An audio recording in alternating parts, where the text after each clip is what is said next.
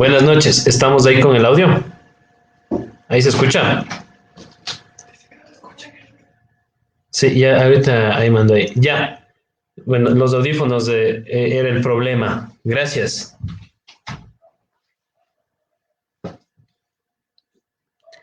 Buenas noches con todos los compañeros que están presentes, a todas las personas que se han dado cita hoy día a esta página de la Federación de Estudiantes con la finalidad de ser partícipes de un nuevo conversatorio académico que hemos generado como iniciativa en estos tiempos de crisis que vivimos y de confinamiento.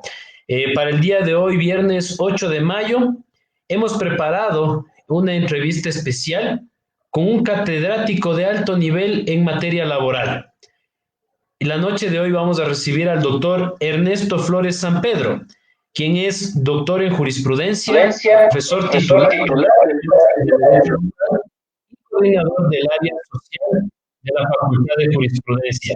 Actualmente también es coordinador de los consultorios jurídicos gratuitos de Guájalo y es candidato a PhD por la Universidad de Buenos Aires. La temática que abordaremos el día de hoy es el impacto legal de las nuevas propuestas de reforma laboral en el Ecuador y análisis comparativo con la normativa internacional. Damos la bienvenida al doctor Ernesto Flores Sampedro. Buenas noches, mi estimado abogado Eric. Igual saludando a quienes se están uniendo efectivamente en esta noche de viernes 8 de mayo. Y efectivamente, como lo ha dicho, pues sí, pues tratemos de conversar un poco acerca de esta situación que está tan álgida. Creo que después de la salud y la educación, evidentemente la cuestión laboral es una cuestión que efectivamente va a afectar y está ya afectando a varios sectores en la sociedad. Gracias, doctor. Sí, de derecho laboral, que a muchas personas que hoy por hoy el confinamiento les preocupa.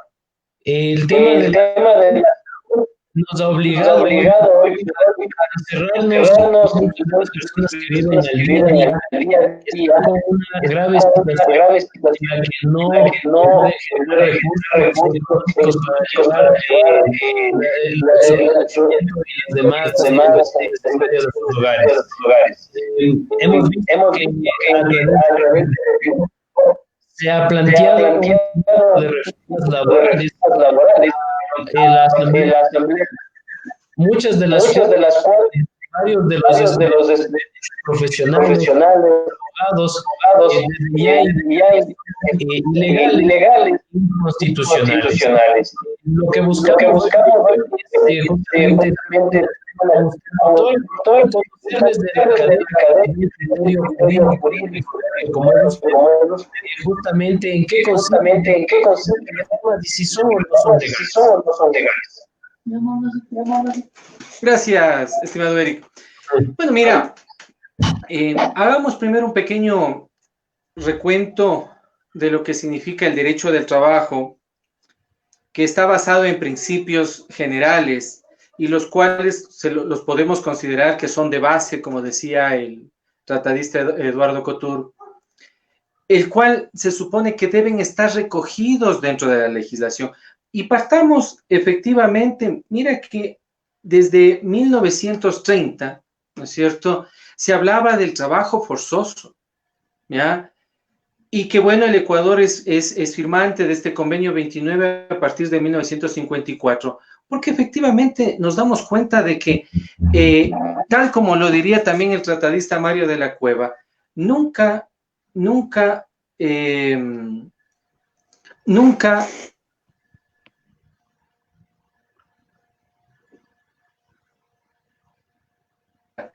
Ahí, ¿estamos mejor?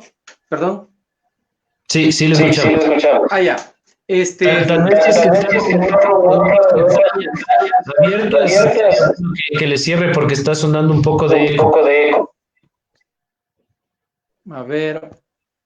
Sí, pues siempre eso la tecnología nos gana un poquito. Ahí creo que estoy mejor. A ver. ¿Aló? Román, ¿todavía está el eco?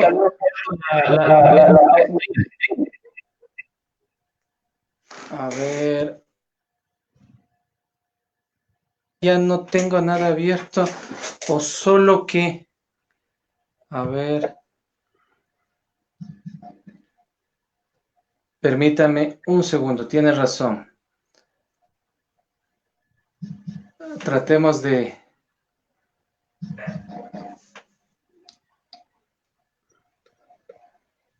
¿Aló? ¿Ahí me escucha? ¿Se escucha el eco?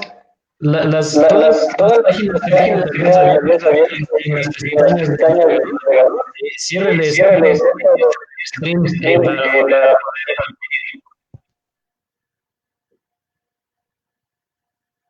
¿Se escucha mejor? ¿Aló? Sí.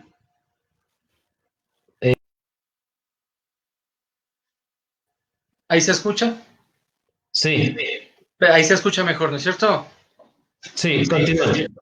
Bueno, como le explicaba a mi estimado Eric, efectivamente el derecho del trabajo ha ido transformándose hasta llegar al momento histórico de ahora. Obviamente tenemos que tomar en cuenta de que las instituciones principales del derecho del trabajo, como es precisamente el no trabajo forzoso, viene desarrollándose desde todo el siglo XX, pero por las experiencias del siglo XIX. Y hoy, vean, lamentablemente, quiero empezar desde un punto de vista subjetivo para avanzar hacia un punto de vista objetivo y ver si podemos hacer algún tipo de, un poco de especulación un poco más científica. Tomando en cuenta de que jamás ha existido o pueda existir acuerdo de las partes. En ese sentido, el tratadista Mario de la Cueva siempre se refirió a que efectivamente, y por eso la razón de ser del Código del Trabajo y de la ley laboral, de que no se puede entender o no se puede justificar un supuesto acuerdo que haya entre las partes. Y mire que la propuesta dice, en el artículo 18, dice, capítulo cuarto, medidas para apoyar la sostenibilidad del empleo, supuestamente. Los trabajadores y empleadores podrán, de común acuerdo, modificar las condiciones de la relación laboral con la finalidad de preservar las fuentes de trabajo y garantizar estabilidad a los trabajadores.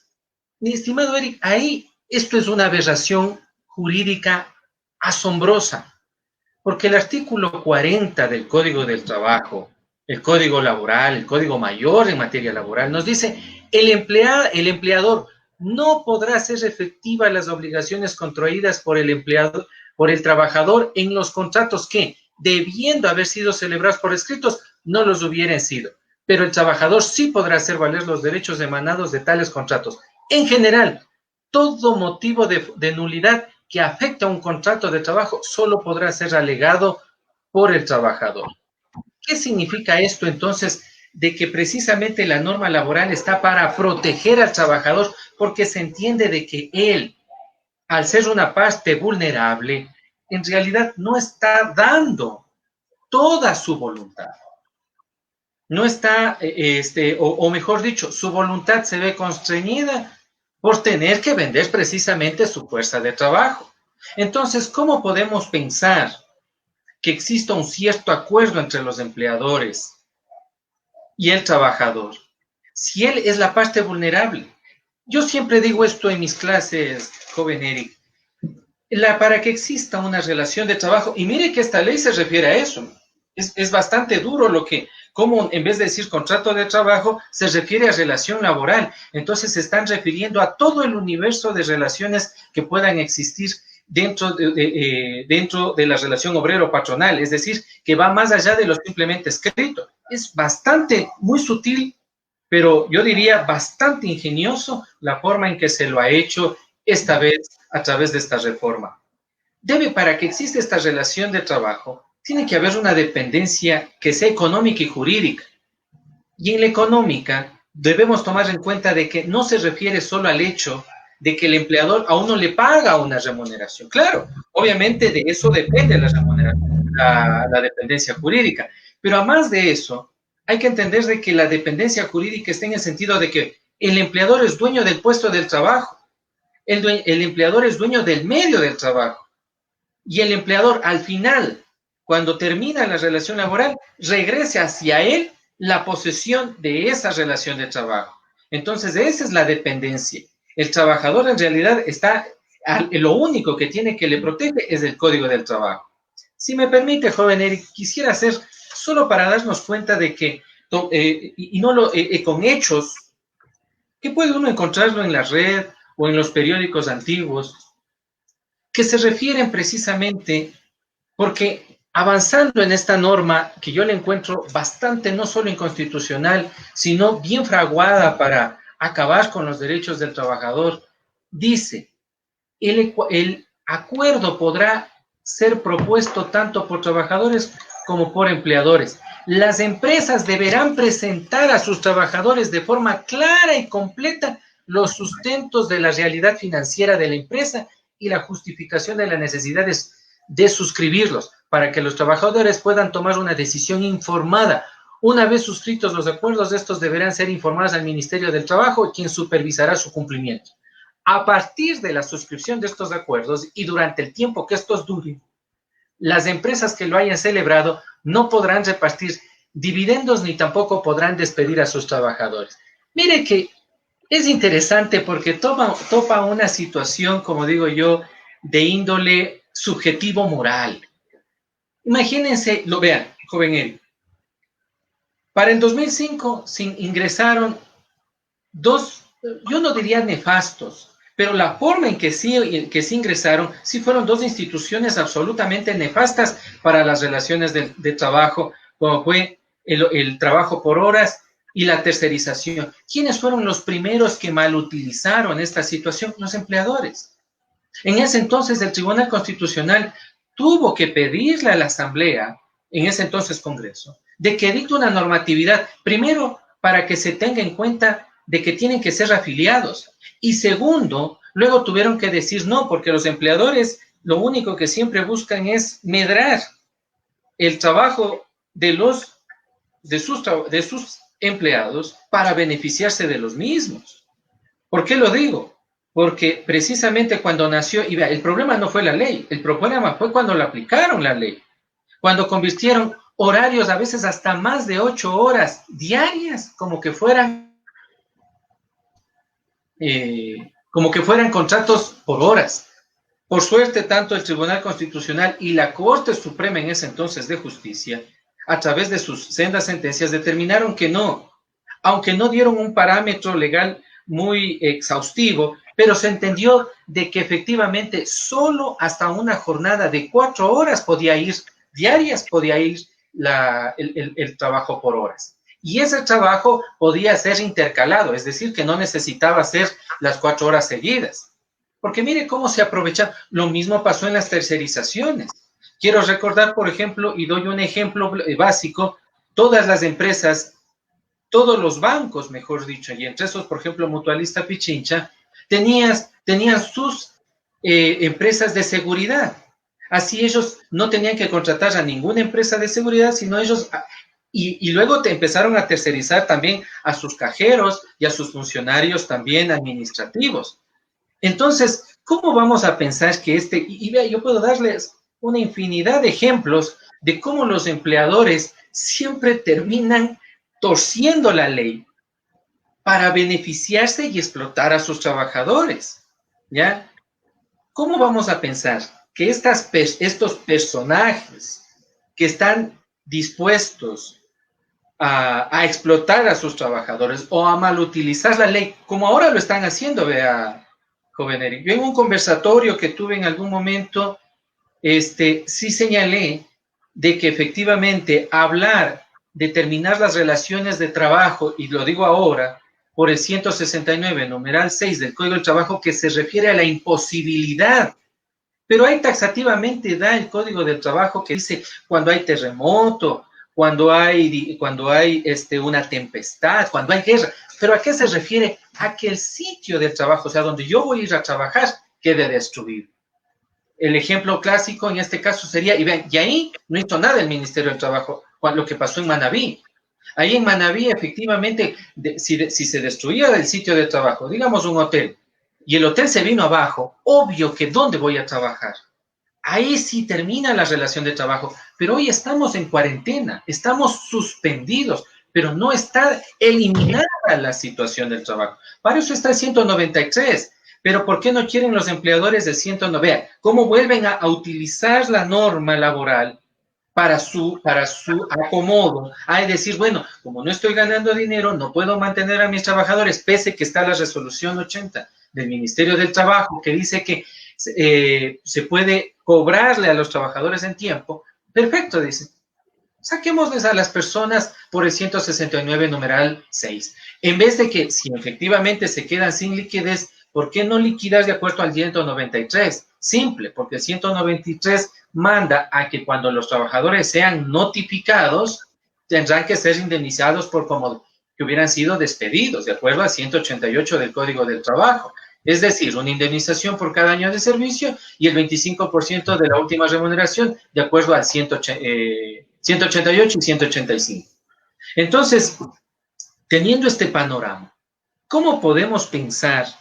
O sea, con este primer artículo ya nos deja ver la forma siniestra en la que se trata de manejar el asunto laboral. Yo le digo una cosa, joven Barba, lamentablemente en este país, desde que después, y empezó con el gobierno del señor Rodrigo Borja, empezó con la flexibilización laboral y la destrucción de las columnas vertebrales de la estabilidad laboral, con la ley 133, con la creación de la ley de Maquila, con el trabajo por temporadas, etcétera, etcétera, etcétera.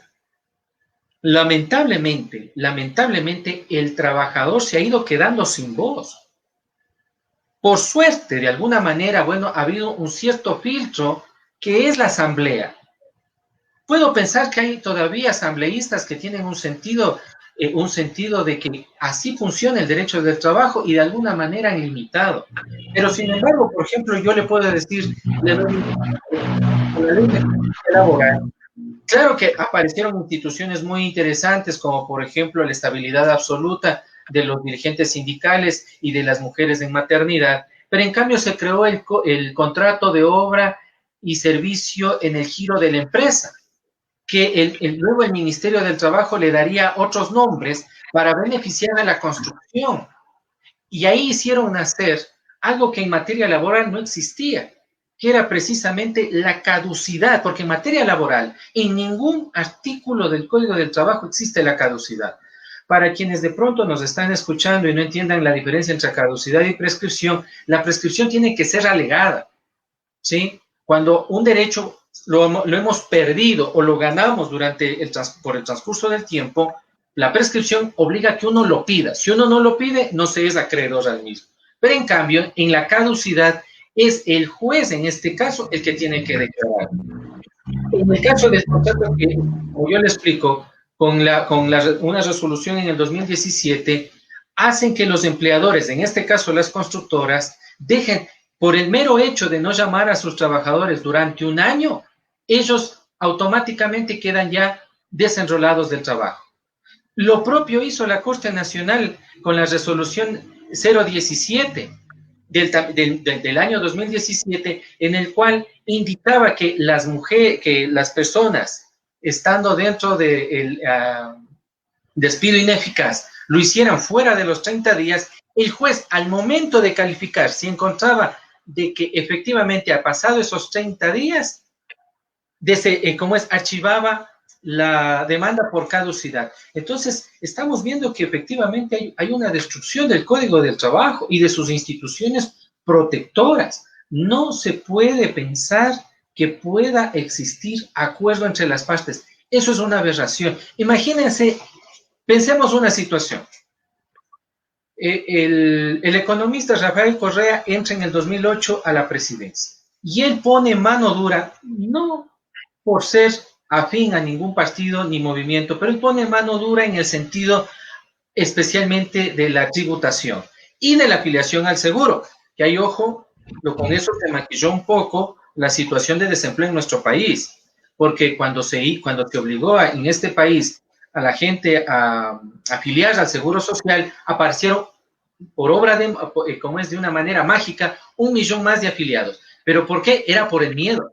El miedo de las multas, el miedo de salir preso, y así se justificó como que el país había crecido en trabajo, pero no era eso. Lo que se había hecho es, como se hizo una afiliación masiva de personas, pero no era de nuevo trabajo, sino de personas que debiendo haber sido afiliadas ya de antemano, no lo habían sido hecho, ¿ya? Pero vea, por todos esos miedos, el empleador, ahí empezó el Seguro Social, el SRI, a rastrear a los empleadores, que se descubrió una serie de evasión de impuestos. Pero ¿qué es lo que quiero decir con esto? Que si los empleadores siempre están predispuestos a evadir los impuestos, ¿cómo es posible que digan que ese mismo que le miente al fisco? Hoy vea, y se me cae un poquito el nombre al que le acaban de descubrir en de negociados, Daniel, me acuerdo solo el nombre, acá en Guayaquil, que ha tenido 8 empresas. Imagínense, o sea, esta gente le miente a todo el mundo, le miente al Estado, le miente al fisco, le miente a los jueces. Creemos que no le van a mentir a los trabajadores y que supuestamente le van a venir trayendo los libros para decirle, mire, no hemos ganado y como no estamos ganando, entonces vamos a tener que reducirles la remuneración. ¿Cómo? Reduciéndoles el tiempo de trabajo. ¿Por qué? Porque, vean, esa es una forma bastante, yo me refiero, bastante macabra, porque no lo puedo decir de otra manera, porque saben que constitucionalmente hablando, el 328 dice que no se puede reducir la remuneración. Ya pactada no se puede reducir. Pero obviamente la remuneración va acorde con el nivel de trabajo. Entonces, si yo trabajo solo 4 horas, ¿no es cierto? Entonces, de alguna manera resulta lógico que yo no pueda cobrar un salario completo, vean, esa forma y libera. Yo digo, vea, joven Eric, hay que tener mucho cuidado. En mi anterior conversatorio también hacía este análisis. La debacle de 1999 con la situación del feriado bancario tuvo su génesis en el gobierno de Sixto Durán Ballén, cuando él creó leyes en la cual permitió que los banqueros se adueñaran de nuestro país. Hoy, en el 2020, el gobierno de Lenín Moreno pretende, en cambio, ahora liberar lo que les falta a los empresarios, liberar la situación de la protección a los trabajadores para que lleguemos a un punto en donde justo estaba yo haciendo énfasis el otro día con datos estadísticos, como en Chile, que siempre le ponen como que fuera la albacea de la construcción de trabajos y supuestamente de estabilidad económica. Mentira. Ellos en este instante están con el 11% de desempleo. ¿Por qué? Por eso mismo, porque se le permite a los empleadores hacer a diestra y siniestra, digámoslo así, a diestra y siniestra, jugar con la ley laboral. Mire que yendo hacia adelante, nos dice que, imagínense lo que pone en un artículo 19, dice, todo acuerdo entre empleador y trabajador constante dentro de la normativa vigente deberá ser notificado por el empleador al trabajador. Cualquiera de las partes de la relación laboral que incumpla con los mismos será sancionada de acuerdo al artículo 7 del mandato 8. Imagínense cómo sancionar al trabajador. Ahora la pregunta es, verá, yo me hago esta pregunta. ¿Quién va a sancionarle al trabajador? Porque hay que recordar una situación. En materia laboral no existe la acción judicial para el empleador. El empleador no tiene acción judicial contra su trabajador. Él puede tener una acción civil si es que le debe dinero. Podría tener una acción tal vez penal si es que el trabajador cometiera algún delito, como es obvio, pero no tiene acción civil. ¿Cómo le cobran esa multa? Imagínense, esa es una forma aberrante de decir que ambas partes serán sancionadas cuando lo que el Código del Trabajo debe es propender la protección del trabajador, no sancionarle, porque a la final quien es acreedor de los derechos del Código del Trabajo es el trabajador. Esto es lo que a veces muchos sindicalistas y que a mí mucho pesar yo les escucho. Esto es igualar a los trabajadores con los empleadores. No, joven Eric. y no a todos los que nos están escuchando, nunca se puede igualar al trabajador con el empleador, nunca. Vea, así sea el trabajador más humilde, en la tiendita del barrio, perchándole al señor, al tendero. Pero cuando a este joven o a este muchacho, a esta persona le despidan, el tendero, esa tiendita pequeña, el dueño se queda con esa tienda, se queda con sus clientes, se queda con su ganancia. Y el trabajador se va sin nada. Peor, imagínense si comparamos con las grandes empresas. ¿Cómo vamos a querer igualar? Yo pongo este ejemplo siempre. ¿Qué pasa cuando te iguala la normativa o los derechos del trabajador? Empiezan a haber las distorsiones.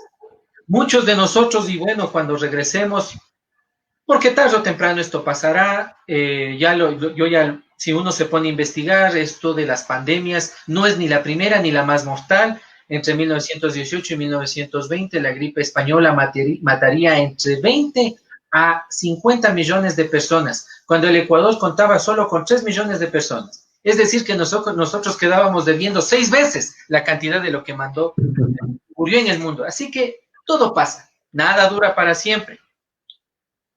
Y cuando regresemos a la calma, muchos de nosotros comemos en salones.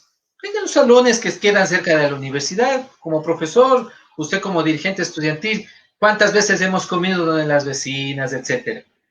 ¿Cuántas veces hemos visto en estos restaurantes que cada cierto tiempo el que nunca dura en el trabajo es el mesero? Yo en clase siempre digo, el mesero no se necesita tener una maestría o haber estudiado, tener una preparación muy técnica para ser mesero, porque el mesero retira platos, pone platos, retira cubiertos, pone cubiertos. ¿Cuál es el sentido? De que, mire, para evadir las responsabilidades laborales, ¿qué es lo que hacen? Cada 30 días, 40 días y exageradamente 60 días cambian al mesero. Siempre. Por eso al mesero uno nunca lo encuentra el mismo, jamás. Vea, ¿por qué? Porque existe el contrato a prueba, que nos da 90 días para saber si me quedo o no me quedo. Entonces, como no es una actividad técnica, me puedo dar el lujo de estar cambiando, si es posible, vea, cada mes. ¿Qué importa? Si hay tanta gente que está desesperada por trabajo. Y la gente por la desesperación acepta, efectivamente. Entonces, vea, solo ahí hay una distorsión.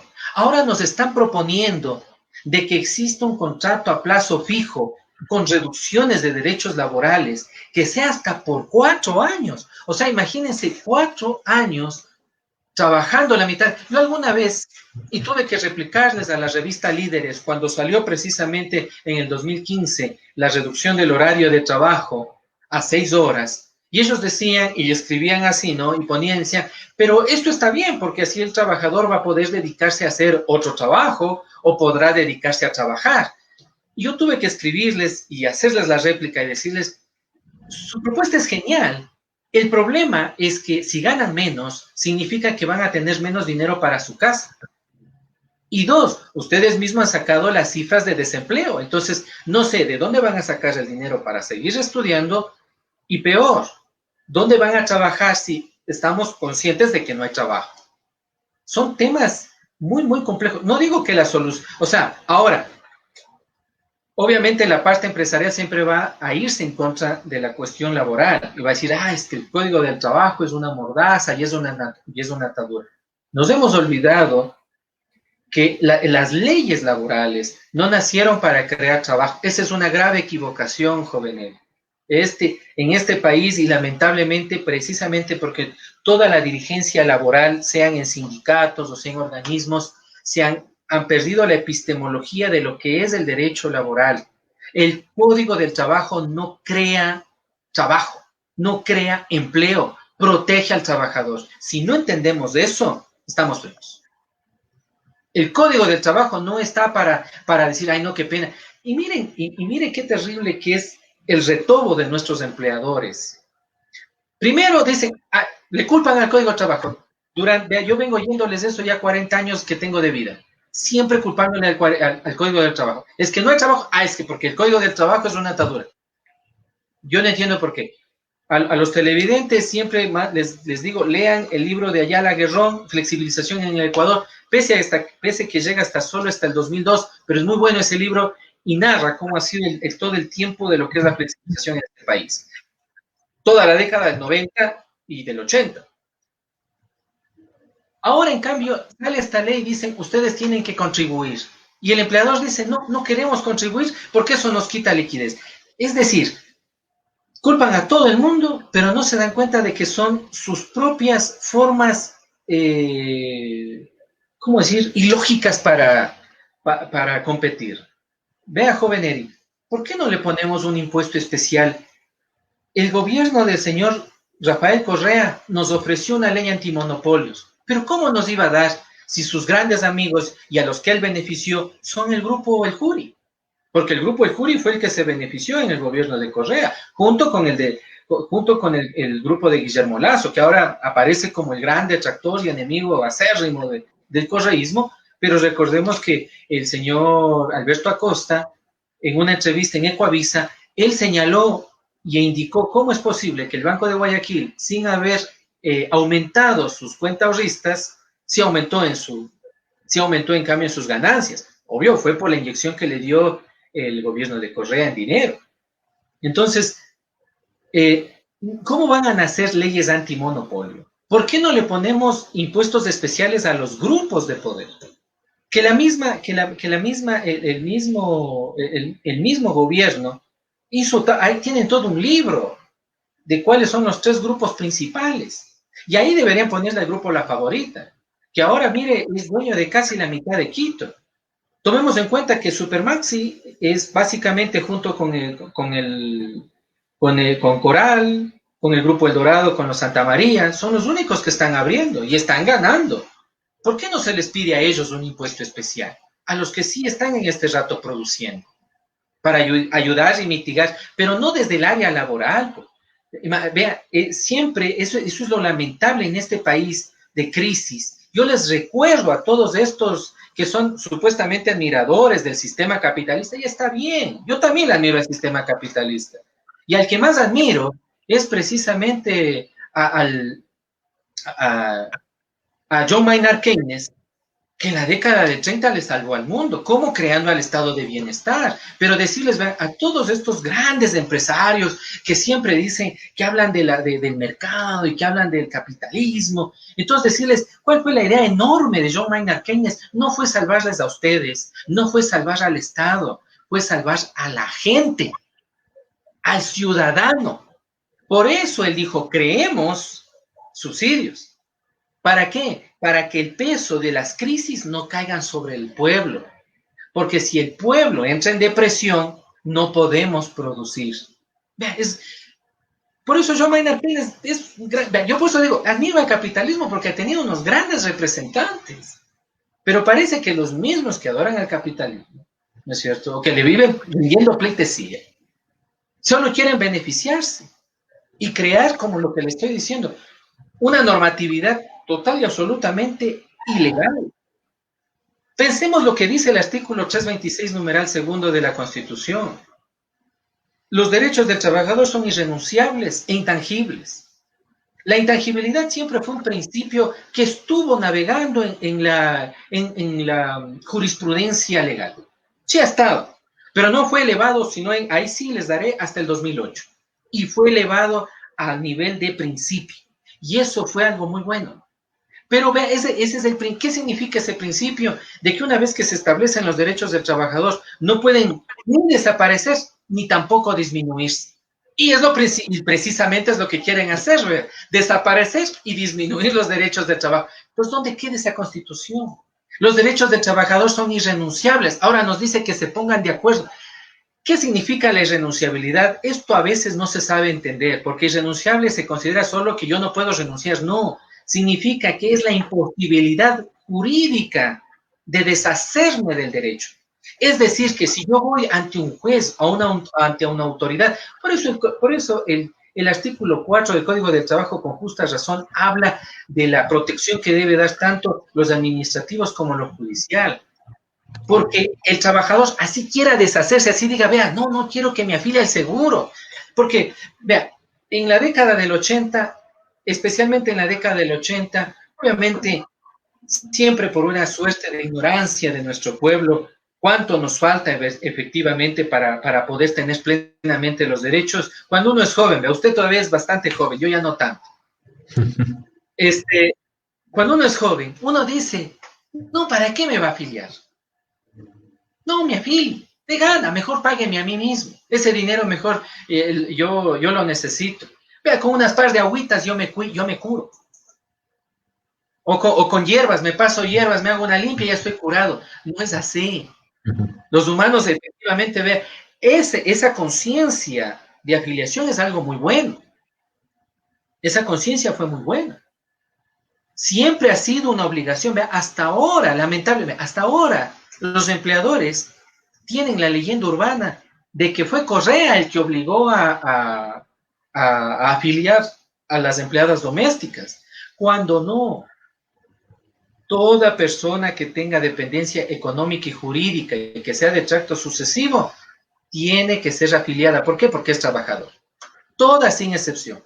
Hasta ahora hay personas en el transporte público, en los buses interprovinciales, en los buses aquí ciudadanos, en los taxis, hay gente que labora sin estar afiliada.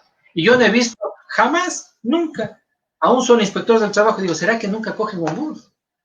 Pregunta, ¿usted es dueño del bus? No. ¿Trabaja para alguien? Sí. ¿Está afiliado? No. Entonces vamos a denunciarle. ¿Puede ser posible que usted pase más de 10 horas sentado en este bus? ¿Qué va a pasar con esta situación del transporte público? ¿Cómo se puede creer que se pueda regresar a una calma o se quiera regresar a las actividades normales si no existe el transporte público, si no existe garantizada la alimentación? ¿Cuánta gente tiene que inclusive trasladarse de ciudad en ciudad? A veces hasta de provincia. ¿Cuánta gente viene de Cotopaxi? ¿Cuánta gente viene de Imbabura a trabajar a Quito? ¿Cómo le garantizamos a esas personas su movilidad? Yo sí, y en ese sentido, yo sí le puedo decir que todas estas medidas siempre tienen una sola función. Y lamentablemente, y si me están escuchando alumnos míos, lo que yo siempre les digo, los caballos del apocalipsis del Código del Trabajo, que son los abogados de los empleadores, esos no descansan jamás. Vea, hoy están cogiendo solo de pretexto esto del COVID. Las grandes empresas, ellas ya deben tener todos sus planes para salir de esta crisis. Es más, y acuérdense de mí, van a pedir nuevos préstamos. Y después que pase el gobierno del señor Lenín Moreno, ha de venir otro, y ese otro les ha de condonar. Ya van 2 condonaciones de préstamos. Lo hizo Correa en $5,000 millones, 1,000 millones menos de lo que fue el salvataje bancario. Ahora lo hizo otra vez el señor Lenín Moreno, $4,000 millones. ¿Quién le perdona al trabajador? No, al trabajador sí queremos ponerle todo el peso de la crisis económica. Vea, más adelante en esta norma dice que los empleadores tienen prohibido utilizar fondos de la empresa para comprar bienes suntuarios. ¿Será por eso entonces que a su debido tiempo el señor Guillermo Lasso tenía un sueldo de $75,000 mensuales? Claro, él era el dueño del Banco de Guayaquil, podía ponerse cualquier sueldo. Y así van a seguir haciendo. Dicen, más adelante hay un artículo 20, creo que es, que dice que va a estar, que ya cuando se llegue a los acuerdos y mientras dure esos contratos inestables, llamémoslo así, dicen que no va a ser prohibido despedir. Joven Barba, tuve yo el agrado y lujo de ser coautor de un proyecto de investigación del ahora abogado Leonardo Untuña, a quien le saludo si nos está viendo, en el cual logramos establecer en el 2017, mire, que de 8,000 causas que ingresaron en toda la unidad judicial laboral de aquí de Quito, 1,754 eran por despido intempestivo. ¿Cuántas de esas obtuvieron ese rubro? Solo 89, es decir, el 4%. Eso, los empleadores saben muy bien y por eso se ríen de ponerse el despido intempestivo, porque ellos saben muy bien que cuando vayamos a juicio no se puede demostrar. ¿Por qué no ponen una reforma en la que diga que la terminación legal de la relación laboral está a cargo del empleador? y que cada vez que el trabajador anuncie que ha sido despedido intempestivamente, tenga que probar lo contrario el empleador. Esa reforma no les va a gustar. Está vigente en el hermano país de Nicaragua. Ahí sí está vigente esta situación. Y le han ido modernizando a esa norma, en la cual obligan al empleador que sea él el que pruebe que terminó en forma legal la relación laboral. No que el pobre trabajador tenga que probar que le han despedido. Porque en este país, joven Barba, nadie sale a la plaza grande con un megáfono a decir, vengan, júntense, voy a despedirle a fulano. Nunca. Y lamentablemente todavía tenemos, siempre vienen olas, ¿no? Así como ha habido olas de grandes jueces y las mejores sentencias y una jurisprudencia que haría revivir a los fantasmas de la defensa del derecho al trabajo, como Américo Plato, Evo Urbina, Mario de la Cueva, Carmerlín, Scrish, y hay otras sentencias que, bueno, son, parece, hechas por empleadores. Yo espero y aspiro, porque ahora qué difícil, vea, joven, man.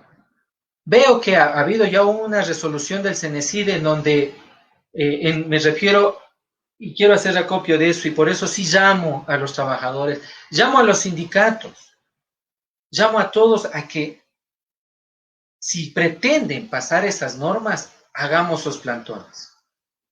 La Universidad Central lo logró. El CENESID ahora ha dado vuelta hacia atrás y ha dejado muchas de esas decisiones terribles, como que querían que tengamos de 60 alumnos para arriba, en vía virtual, que no contratemos a más profesores. Alguien debe decirles que lo que pasa es que con la masiva jubilación de profesores no es que se contrató más profesores, no. Lo que se hace es cubrir los profesores que se fueron, pero que como no hay concursos, no hay cómo darles el nombramiento. Entonces, ¿qué le toca a la universidad? A todas las universidades públicas, contratar a la gente.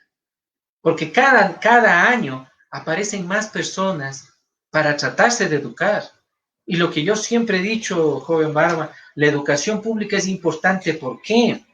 Porque las personas que ingresamos, porque yo también soy de la Universidad Central del Ecuador, a mucho orgullo, los que ingresamos ahí, no vamos ahí porque vamos a heredar un cargo, un puesto, como los hijos del Wright, o como los hijos de Legas, o como los hijos del señor Lazo, y todos ellos, ¿no? Porque ellos ya van a heredar puestos, cargos, burocracia dorada, si no les mandan de cónsul, les mandan de algo, les van a mandar más a hacer.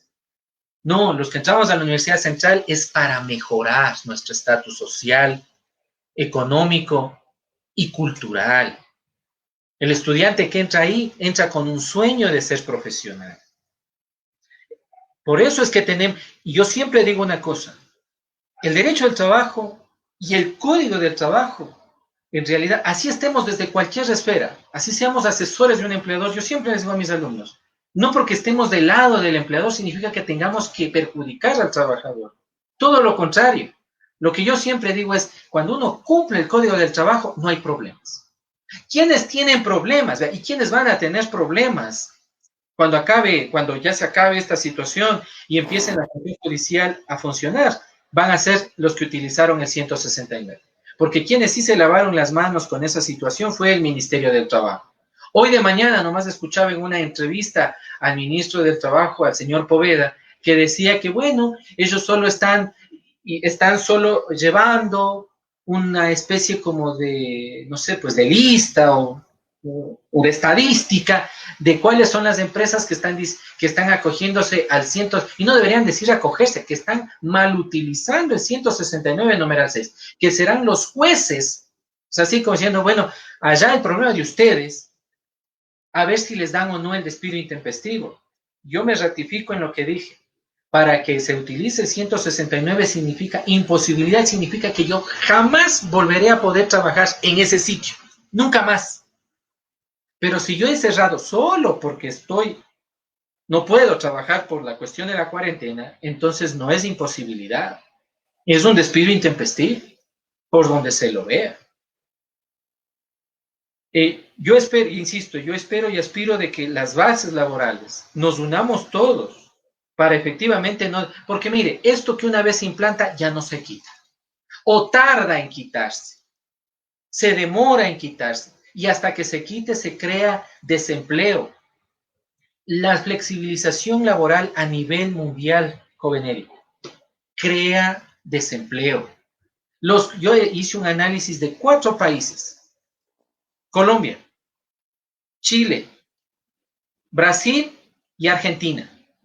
4 países los cuales tienen alardes, tienen tratados de libre comercio, tienen contrataciones libres, y es donde más desempleo hay. Nosotros en este instante estamos en el 4%. Bueno, obviamente hasta el 2019, ¿no?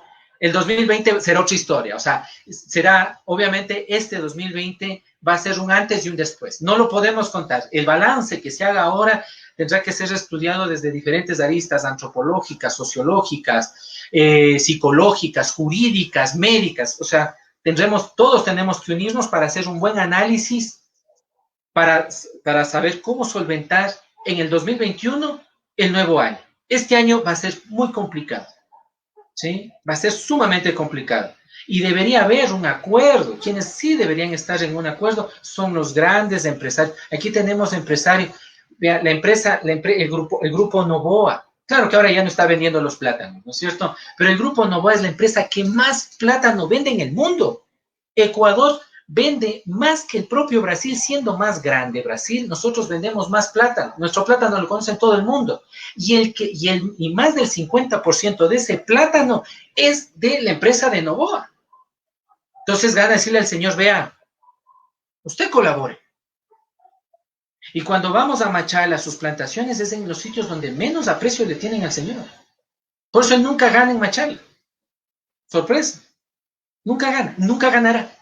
Porque ya saben la explotación que el señor arremetía en ese pueblo. Al pueblo de Machala. Eso, mi joven Eric. No sé si de pronto... Creo que me extendí mucho.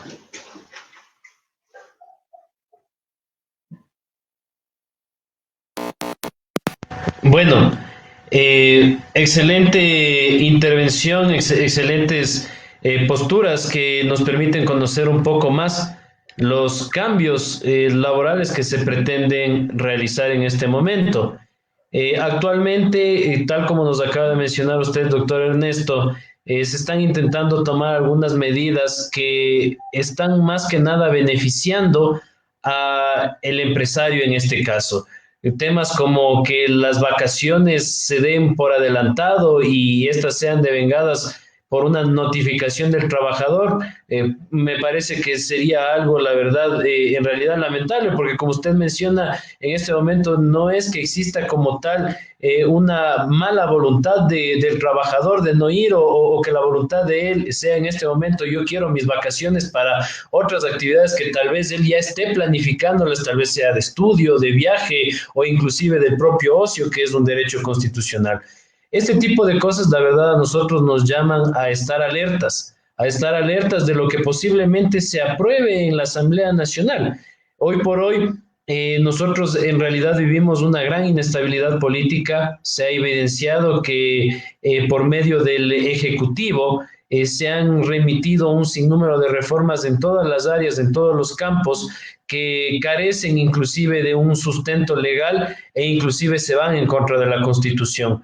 Algo que en este caso a los expertos laboralistas y desde la academia nos llama a que se hagan este tipo de análisis para de una u otra forma contribuir con el criterio que se va a tomar para que resuelvan los asambleístas en el caso de que se dé una reforma legal.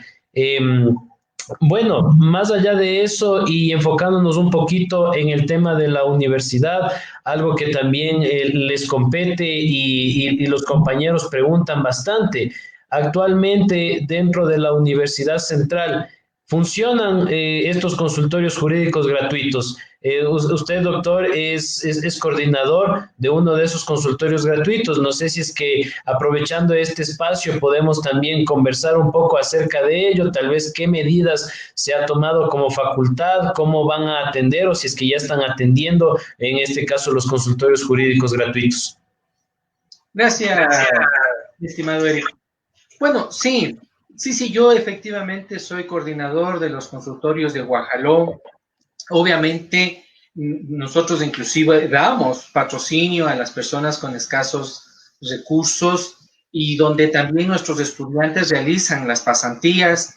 Yo siempre soy, yo me formé, como digo yo, en el campo de batalla. Soy abogado litigante desde que me gradué. Ya llevo 15 años peleándome con el mundo entero. Así que, claro, así que por lo menos yo siempre les digo a mis alumnos que el mejor sitio para aprender lo que es el derecho es en los consultorios. A partir del lunes 4, a partir del lunes de esta semana, empezamos ya con el primer piloto. Lo podemos encontrar en la página de la universidad, en una zona que dice consultorios, o en la página de nuestra Facultad de Jurisprudencia también, en la que dice servicios, y ahí también dice consultorios jurídicos gratuitos, en donde las personas efectivamente pueden hacer sus consultas, tanto en materia de niñez, de violencia y en materia laboral. Obviamente en este instante estamos limitados para seguir con las acciones. De lo que yo obviamente conozco y se ha impulsado con los abogados litigantes, es de que por lo menos las cuestiones emergentes como son las libertades, son las que esas sí se están tramitando. Y eso sí me parece muy bien. Vean, vivimos en un mundo en donde todos piden la liberación de los presos, pero nadie dice de la liberación de los que son los padres de familia que al final no han cometido un delito, fuera de ser tal vez pobres o irresponsables, y eso no es un delito, y ellos sí están expuestos a un contagio. Solo quiero traer un pequeño pensamiento de un gran amigo mío, Elian Pregno, que en su Facebook decía: ¿cómo dejamos salir a esta gente o cómo les mandamos a la gente de la cárcel si es personas que tal vez no tengan dónde ir? Personas que tal vez van a ir a la calle y van a contagiarse. Es más fácil que el Estado asuma su responsabilidad y mejor les dé asepsia y les ayude mejor a tener, y mejor es más fácil controlar a ellos para que no se contagien, que salgan y se contagien. Tomen en cuenta que en cambio nos piden a los ciudadanos, en cambio, de que nos quedemos en la casa encerrados. Hoy en la mañana 14 personas se huyeron del encierro. Bueno, vivimos en momentos complicados. Pero sí, continuando, efectivamente los consultorios jurídicos están atendiendo cuestiones sumamente emergentes, son las que sí están llevándose a cabo, obviamente por parte del Consejo de la Judicatura, porque de ellos son los que dependen qué juzgados son los que atienden, pero en la materia de consultas pueden hacerlas y más o menos estamos en un tiempo entre 24 horas y hasta un día y medio en la contestación, tanto en materias de niñez, violencia y laboral.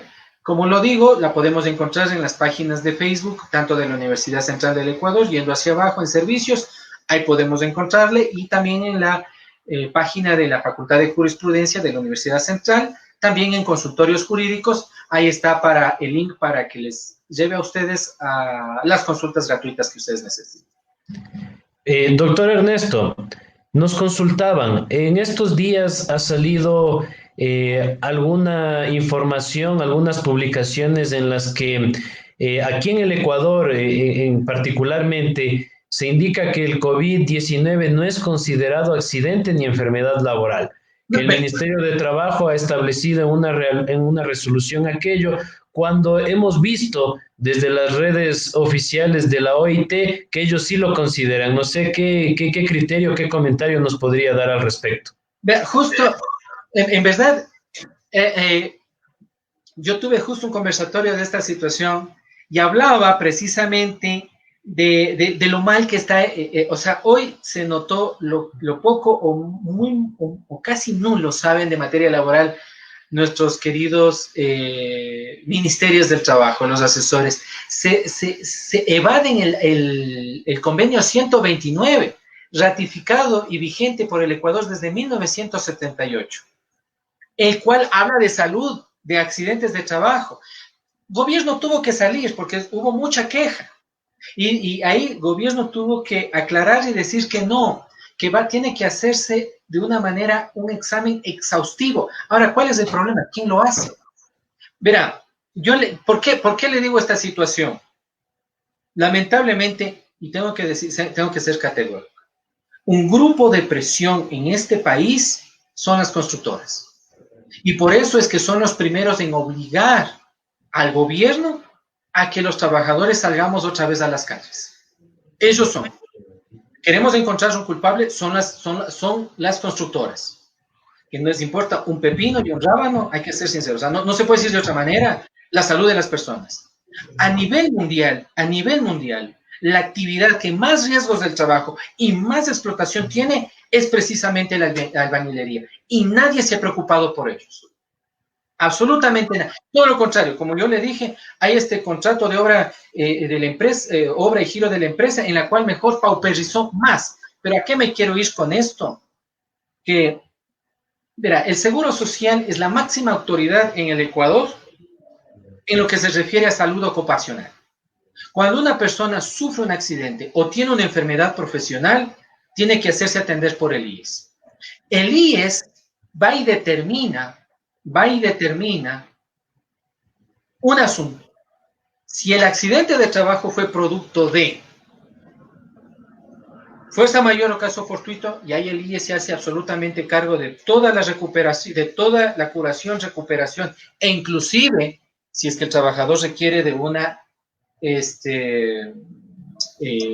jubilación anticipada por discapacidad, o determina que fue por culpa del empleador, ahí entonces le cobra todo a él. Pero si fue culpa todo el trabajador, también le cae a él la culpa, ¿no es cierto? Y va a venir los gastos. Ahora bien, ¿qué es lo que quiere? Vean, por eso le digo, ¿qué es lo que el Ministerio del Trabajo? Por eso, nada, vean, yo no creo en las coincidencias. No existe la coincidencia, ¿sí? No existe la coincidencia. La coincidencia es una palabra que en realidad debería desaparecer. Al menos en materia jurídica no hay coincidencia. ¿Por qué lo dice el Ministerio del Trabajo? Y saca una resolución por demás escueta. Es un solo artículo que dice, no se considera ni enfermedad. ¿Por qué lo hace? Porque sabe muy bien que los trabajadores de las constructoras son los primeros que van a sufrir. Porque porque hay que tomar una cosa en cuenta. Yo les digo en este instante, mire, y algún rato sería bueno ver si hablamos con buenos profesionales de la medicina. Yo ayer hablaba con mi hermano, que él es director de laboratorio en Solca, y él nos decía, mire hermano, no sirve poner alcohol en los zapatos, porque el alcohol en estas zonas rugosas no sirve en zonas lisas y obviamente en el cuerpo. ¿Ya? El cuerpo absorbe muy bien el alcohol, pero en los zapatos no. ¿Qué sirve en los zapatos? El cloro. Entonces, esas bandejitas que están poniendo ahora en el suelo deben estar con cloro. ¿A qué me refiero con esto, joven Eric? De que el COVID nadie sabe a ciencia cierta cómo combatirlo. ¿Cuáles son los medios? Estamos teniendo solo pequeños atisbos. Decimos, bueno, vean, obviamente las secreciones son las que le contagian a uno. Sabemos que no debe, recordemos que nos decían debemos estar a 2 metros de las personas, ahora nos dicen que estemos solo a 1 metro. Ven cómo van cambiando y así va a ir cambiando. ¿Quién protege al trabajador de esto? ¿Quién protege al trabajador de esto? Tome en cuenta de que el trabajador está expuesto al COVID desde el momento en que sale de su casa, coge un vehículo o coge un transporte que lo llegue a su sitio de trabajo y en su sitio de trabajo vuelve a tener este mismo riesgo. ¿Quién le garantiza al trabajador que no se contagie? Es que yo quiero que se dé cuenta, los empleadores es eso. Para las grandes empresas, ¿no es cierto? Ellos van a estar así como usted y yo detrás de una computadora dando órdenes. Pero quien está, ¿cómo se llama esto? Teniendo toda la carga es el pobre trabajador. Vean, lamentablemente, nuestro gobierno Yo soy sincero, para mí no estaba yendo tan mal. Somos nosotros los ciudadanos los que efectivamente seguimos haciendo aglomeraciones. Nosotros somos los que vamos y no usamos mascarillas, no usamos guantes, salimos en grupo. Da un miedo salir. Yo no salgo en realidad. Yo no salgo. Pero aparte de esta irresponsabilidad que los ecuatorianos tenemos, y mire que esa va a ser yo que tengo una hija pequeña, esa va a ser una principal materia en todos los estamentos educacionales, desde el jardín de infantes hasta la universidad, disciplina. Eso es algo que no tenemos. Por eso es que, vean, los chinos, a diferencia de esos cuentos de que esto es un invento y de que han querido para vender más cosas chinas, no, los chinos como los japoneses y todo Oriente son disciplinados. Es gente que aprendió a saludarse con la venia porque ellos sabían que los virus se contagian con las secreciones de los humanos, el sudor, la saliva, las lágrimas. Acá tenemos que tomar pero vea, la disciplina, la responsabilidad se hace desde niñitos, desde pequeños. Lamentablemente, los que ya somos adultos, sí, somos un poco reacios a esa situación. A mí me preocupa bastantísimo, joven, pero yo culpo precisamente a las constructoras. Ellos son, y hasta inclusive a nuestro alcalde, ellos son los que han presionado a todo el mundo y han dicho, no, tenemos que salir y tenemos que salir. Y no les importa absolutamente nada. Ellos creen que con darles unas de esas mascarillas que yo digo que parece que van a lijar puestas que utilizan los carpinteros y unos guantes que con el primer roce con una puesta se rompen, ya, está solucionada las situaciones. No es así. No nos damos cuenta. Yo digo, los empleadores no hacen un balance. El mismo hecho de tener todo un sistema de bioseguridad, porque el que tiene que dotarles de gafas protectoras, de trajes protectores, de alcohol, de mascarillas. Las mascarillas a los trabajadores tendrían que darles siempre, deberían a la puesta darles su mascarilla y a la salida retirarles y quemarles, porque es gente que no solo está transpirando, está sudando. Los trajes especiales que deberían usar deberían estar lavados todo el tiempo. O sea, lo que voy a decir obviamente es un poco regresivo, pero si quisiéramos efectivamente, vea, desde el punto de vista laboral, esto se lo ha hecho. Esto no es que es de ahora. Por eso digo, pero para mí es regresivo. Si nosotros quisiéramos regresar de alguna manera a una cierta normalidad, el empleador debería o tendría la obligación, ¿no es cierto?, de financiar un sitio en donde el trabajador vaya, esté ahí, y ahí es donde él permanezca y pernocte. Y solo el fin de semana vaya a su casa, pero obviamente después de haber cumplido un estricto limpieza y ¿cómo se llama esto? Y digámoslo así, desbacterialización de todo su cuerpo. Ahí pueda regresar con su familia. Eso los empleadores deberían garantizar, de que todos sus trabajadores, vean lo que está pasando en Estados Unidos. Los sitios de trabajo, porque ahí los sitios de trabajo son mega sitios de trabajo, en donde están 3,000, 4,000, 5,000 trabajadores. Ahí se están haciendo los focos del COVID, porque esa es la ambición desmedida. Estados Unidos nos demostró que es el peor país del mundo. Yo a ese país no quisiera ir, nunca me he ido, y no tengo ninguna curiosidad de irme. Porque vea que es peor que nuestro país. Por eso es que la CNN, para tapar, allá hay 44,000 muertos, acá recién vamos por los 1,600. Y vuelvo a insistir, es por nuestra misma propia negligencia. Obviamente, también le cogió de sorpresa al Estado, no lo vamos a negar. Y ahora con las presiones de los grupos de poder, va a haber más contagios, joven. Como yo le digo, lo que los empleadores, las grandes empresas deberían hacer es eso, tener sitios donde estén sus empleadores. No, me voy a inventar este rato, ¿no? Un hotel que quede cerca del sitio de trabajo. Entonces ahí obviamente cada uno tiene asignadas sus camas y cada día tendrían que ser lavada su ropa. Ellos van, entregan sus uniformes, los lavan.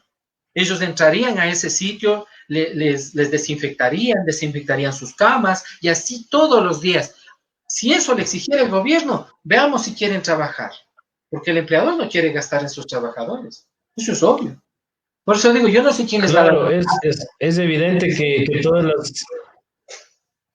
Claro, es evidente que las medidas de seguridad industrial van a cambiar con este tema ahora del coronavirus. Y lo que usted nos comenta probablemente sea una de esas medidas que cambiarán en una de las áreas de trabajo, como nos habla en el caso particular de la construcción. Mire, doctor, ahora tenemos algunas preguntas que han llegado a la página. Daniela Torres nos pregunta, doctor, ¿podemos confiar en que los jueces reconozcan como despido intempestivo a las terminaciones de la relación laboral por la causal de fuerza mayor y causa fortuita o será una lucha fuerte? Muy buena pregunta, mi estimada Dani. La conozco, fue exalumna mía. Mando un saludo. Yo ahí les insto también a todas las centrales de trabajadores, a todas las organizaciones y sindicatos. Hay que hacer plantones en la Corte Nacional de Justicia para que se emita una resolución en la cual le diga a todos los jueces,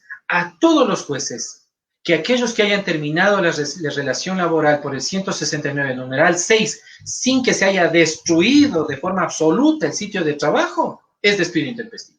Esa sería la única solución. Porque, vea, joven Barba, como yo le digo, esperar de todos los... Hay grandes jueces. Yo de aquí envío un saludo y un fraterno abrazo a un gran colega y que es también profesor de nuestra facultad y es un gran abogado laboral, el doctor Germán Benegas. Pero hay otros jueces que no. Obviamente que no tienen esa visión laboral. Que van a decir, ay no, pobrecitos, quebraron la empresa. Es que eso no es así. También hay que pensar en los trabajadores. Mandarles de esa manera, sin liquidarles, sin tratar de llegar hasta un acuerdo, sino simplemente decirles, ve, anda, ya no te puedo mantener. Es como que llega uno en la casa y le diga a los hijos, bueno, ¿sabes qué, hijo? Como ya no tengo plata, ándate nomás, ya no te puedo mantener. Así hay que entender la situación. Yo creo que hay que obligar a la Corte Nacional de Justicia para que emita una resolución en la cual se siente como una resolución para todos los jueces de que efectivamente las relaciones laborales terminadas por el 169, el numeral 6, si no se demuestra que el sitio de trabajo fue destruido, no digo que sea liquidado, porque para liquidación está el 193 del Código de Trabajo, tiene que haber sido destruido. Lo que pasó en Manabí, ahí sí tenían que haber hecho esta situación. Y vean, no lo hicieron. Ahí sí tenían que haber hecho. Ahí sí era válido el 169, numeral 6. Pero ahí no hicieron. Mejor llamaron a que se mantengan los trabajos, ve. Qué interesante cómo se manipuló en ese entonces al Código del Trabajo y cómo ahora se lo manipula. Es una manipulación terrible. César Augusto Palacios nos escribe a las redes y nos realiza la siguiente pregunta. Buenas noches, una pregunta. Si ahora se habla de una flexibilización en los contratos y con el, entre comillas, acuerdo entre empleadores y empleados por un cierto tiempo de máximo 2 años, ¿cómo pueden garantizar el empleo si después de esos 2 años se realizaría una renovación laboral con el salario que se estaba dando por la emergencia y por los 2 años? Nos escribe César Augusto Palacios. Muchas gracias. Y sabe que, y esa pregunta me ilumina bastante porque claro, en todo este conversatorio, obviamente, las preguntas, yo digo, siempre son lo que más a uno le ayuda a desarrollar. Me olvidé de una parte, joven Eric. El empleador jamás pierde, joven Eric. Si antes hacían 10 personas el trabajo, reduce a 5 y obliga a las 5 a hacer el trabajo de las otras 5. Si hoy van a trabajar solo 4 horas, se van a dar los medios para que en esas 4 horas trabajen como que fueran 8. Así que lo que en realidad deberíamos preguntarnos también es, ¿quién nos garantiza que en esas 4 horas se realice solo el trabajo de 4 horas? Y no se nos obligue a trabajar jornadas y con un esfuerzo extenuante. Eso es también grave. Y bueno, y recapitulando, así es efectivamente lo que dijimos. En realidad no se garantiza nada. Un pírrico artículo que dice que el empleador no podrá despedir. Pero estoy indicando, e insisto, el despido intempestivo es sumamente complejo de demostrar. ¿Cómo demostramos de que el pobre trabajador se despidió y no simplemente abandonó? ¿Ya? Bueno, y que podría pasar eso, ¿no? Podría el trabajador abandonar. No pensemos que todos los empleadores van a despedir, sino que de pronto el trabajador, ¿cómo se llama esto? Encuentra una mejor fuente de trabajo, se va de su trabajo y lo deja abandonado. Ahora, lo que a mí me parece mal, ¿verdad, joven Eric? Lo que yo siempre digo a los... Y esto es nocivo. No se puede decir que se le va a castigar al trabajador. Eso es ilegal. El principio de buena fe y el de razonabilidad hacen de que el trabajador siempre actúa de buena fe. Siempre.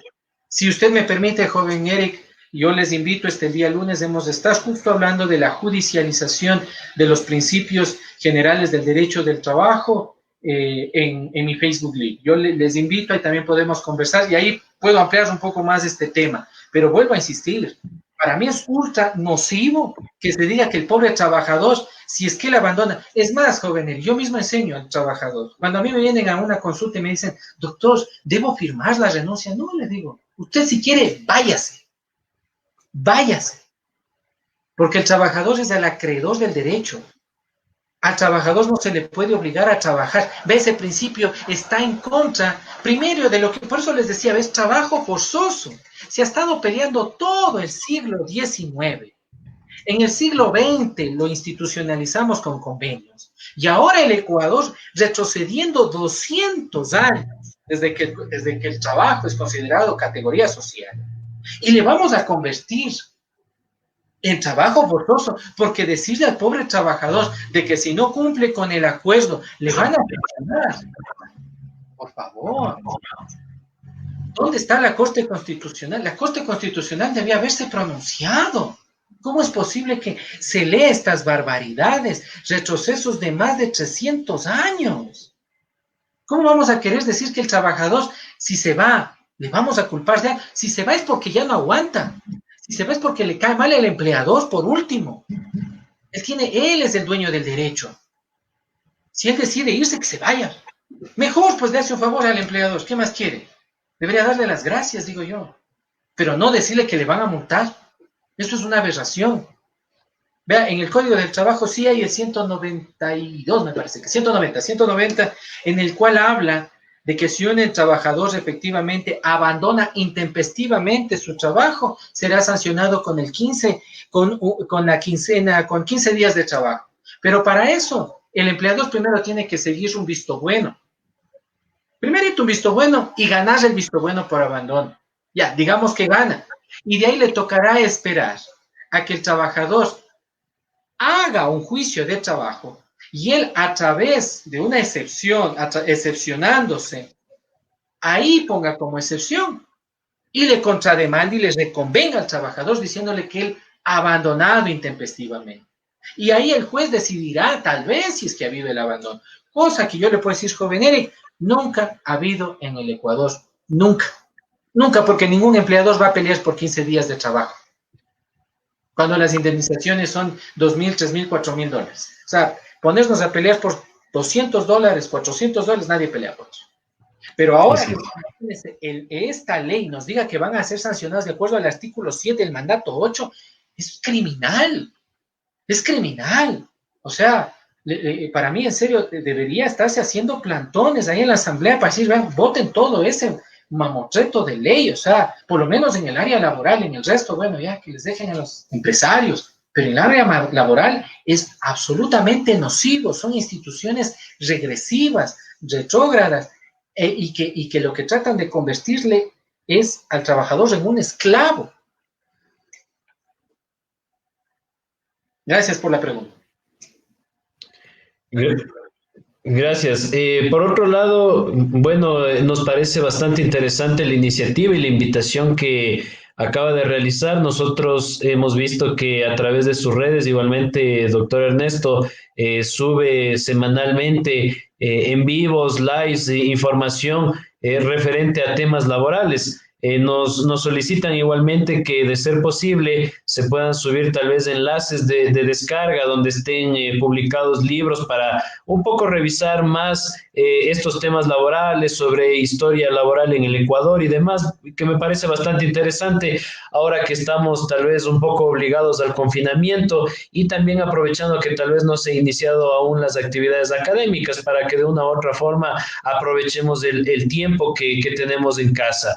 En este momento, y creo que para finalizar, topar un tema bastante importante que acaba de ser aprobado y publicado en los diferentes medios de comunicación, en el cual nos indican que el informe de la ley humanitaria, que está en este momento en la Comisión Económica de la Asamblea, acaba de otorgar al SRI funciones a quienes no paguen los impuestos en el plazo de 30 días. Y de manera textual, ellos han incluido unas cuantas disposiciones en la disposición 15ª que voy a dar lectura y quisiéramos tener una explicación algo más clara porque algunas personas ya llaman y escriben mensajes diciendo que si es que esto tal vez se refiera a una posibilidad de otorgar a las entidades bancarias o a las entidades correspondientes de realizar un posible feriado bancario. Entonces voy a dar lectura a la misma, a esta disposición que en este momento está comenzando a generar controversia. Dice, disposición 15ª, debido a la crisis económica, producto de la pandemia COVID-19, por esta única vez y durante un año a partir de la vigencia de la presente ley, el funcionario ejecutor del Servicio de Rentas Internas podrá emitir medidas cautelares de congelamiento de cuentas bancarias y prohibición de enajenar bienes, previo a la iniciación del procedimiento coactivo. Luego de emitidas las medidas cautelares, el funcionario ejecutor deberá iniciar el proceso coactivo en un plazo no mayor a 30 días. Esto es parte del informe final que ha emitido la Comisión de Desarrollo Económico y que ha enviado el día de hoy y se espera que pues pase al Pleno de la Asamblea para saber si es que cuál va a ser el resultado final. Bueno, yo no soy experto en materia tributaria, tenemos grandes profesionales en nuestra facultad de jurisprudencia, pero de lo que yo entiendo de esa diatriba es de que ya es una medida inconstitucional, porque es como que se le está haciendo ya culpable a la persona que está siendo indagada, porque si yo estoy siendo indagado y ya me pongan todas las medidas, como que yo sí estoy evadiendo impuestos, entonces eso significa que yo ya soy culpable. Y de acuerdo a la Constitución, se supone que la inocencia es la que debe presumirse, en teoría. O sea, ahí tendrán que hablar los tributaristas, pero a mí me suena a esa situación, sinceramente. Así es. Bueno, doctor Flores, para finalizar, quisiéramos que nos deje un mensaje a todas las personas que se han dado cita el día de hoy y que en lo posterior revisarán esta importante entrevista en la que hemos hablado sobre el derecho laboral aquí en el Ecuador, un análisis en general a las posibles reformas que se han planteado, una perspectiva histórica de la misma. Quisiéramos que nos deje con unas cuantas palabras y su conclusión final respecto a la crisis que estamos viviendo en el día de hoy y lo que está pasando a nivel laboral. Gracias, América. Bueno, sobre la cuestión de la pandemia, en realidad todos los estamentos le tenemos una deuda a la sociedad.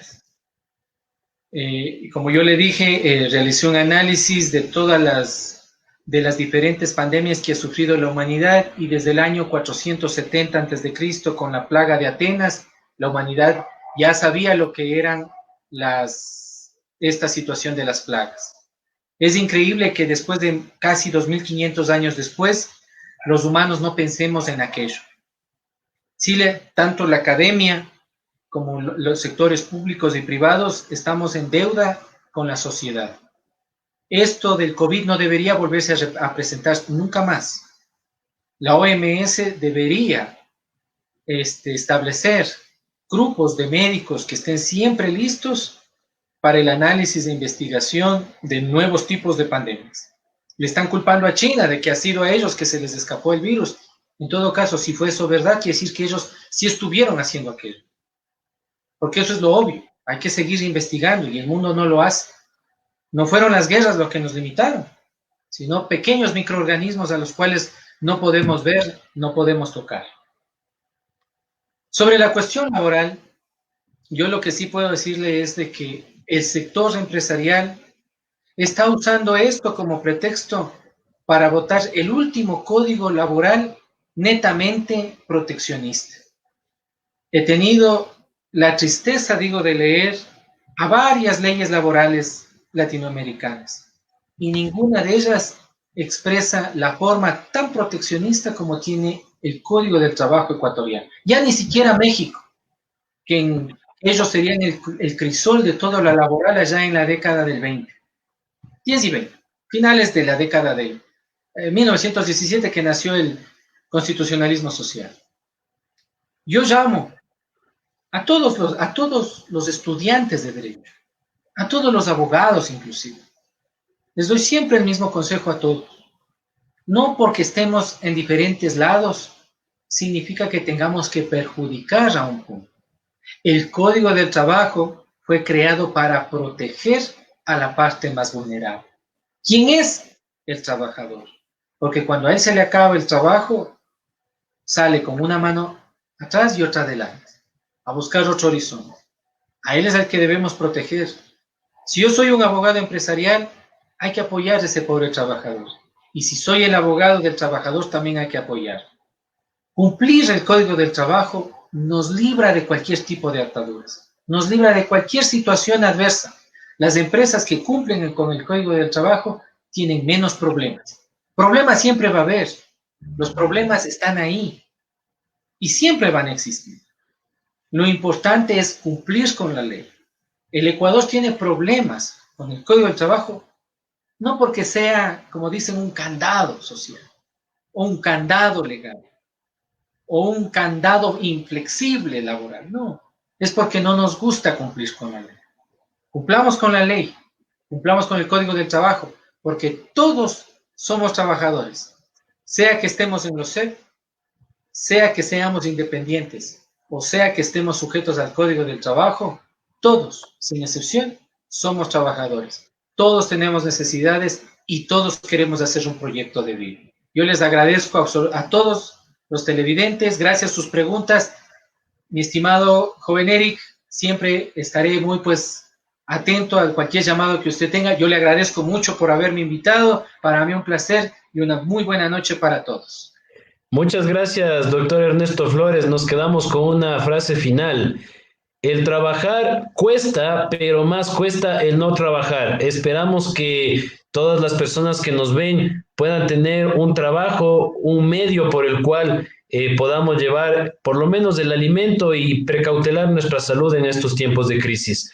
Hemos recibido hoy, en esta noche de día viernes, al doctor Ernesto Flores, docente catedrático experto en materia laboral de la Universidad Central. Los invitamos a seguir las demás entrevistas que realizaremos en el transcurso de esta y las siguientes semanas en las diferentes áreas, no solo de derecho, sino también en la parte administrativa, en el área de la salud, en el área de lo económico, con diferentes invitados. Esperamos que en futuras oportunidades podamos contar nuevamente con su presencia, con su valiosa presencia, doctor Ernesto Flores, y agradecerles hasta una próxima y que tengan una excelente noche.